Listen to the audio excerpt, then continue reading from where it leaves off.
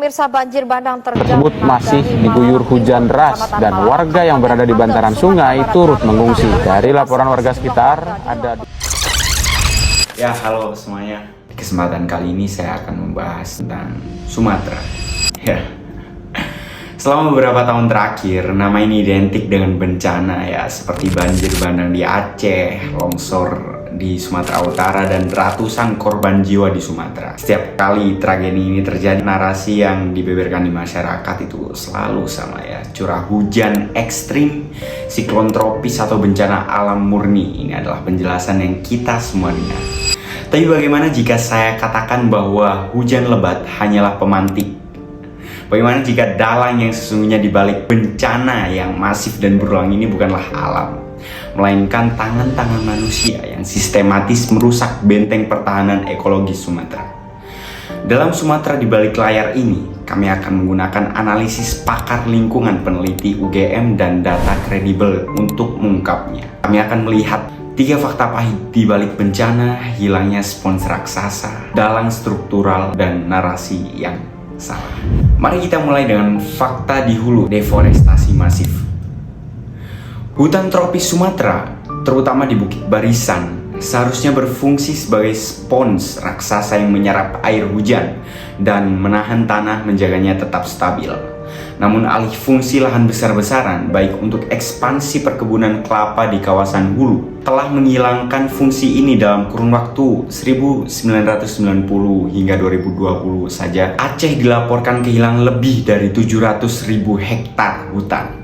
Angka yang sangat-sangat fantastis. Ketika hujan ekstrim tiba, air tidak lagi terserap. Ia melimpas dengan kecepatan destruktif, membawa serta tanah labil, kayu-kayu, gelondongan dari sisa penebangan liar.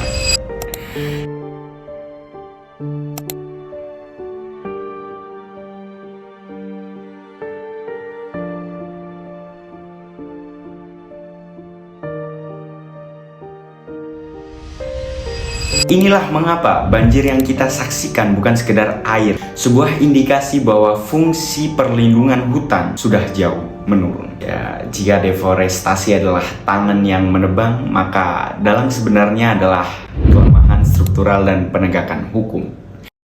Menurut pengamatan lingkungan, kerusakan ini diperparah oleh minimnya pengawasan terhadap perizinan hak pengelolaan hutan atau HPH dan kuota terbangan di daerah curam. Selain itu, tata ruang yang tidak adaptif di mana daerah aliran sungai itu sudah rusak dan tidak memadai, memperparah dampak curah hujan itu sendiri.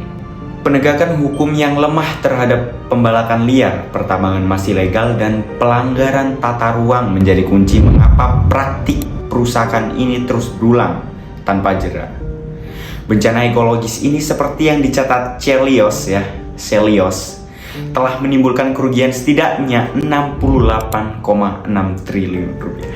Angka ini adalah harga yang kita bayar karena gagal mengontrol dalang struktural yang membiarkan kerusakan hutan di hulu. Poin terakhir ini sangat krusial. Pejabat seringkali menyalahkan cuaca ekstrim atau siklon senyar sebagai faktor dominan penyebab bencana. Curah hujan pada saat bencana bisa mencapai volume bulanan dalam sehari. Namun seperti kata para ahli, cuaca ekstrim hanyalah pemicu awal atau pemantik saja.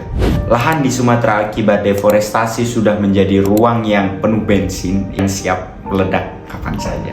Menyebut ini murni bencana alam adalah penyederhanaan berbahaya. Ini adalah bencana hidrometeorologi, di mana dampak cuaca diperparah secara eksponensial oleh kondisi lingkungan yang sudah rusak akibat ulah manusia. Kita telah melihat Sumatera di balik layar.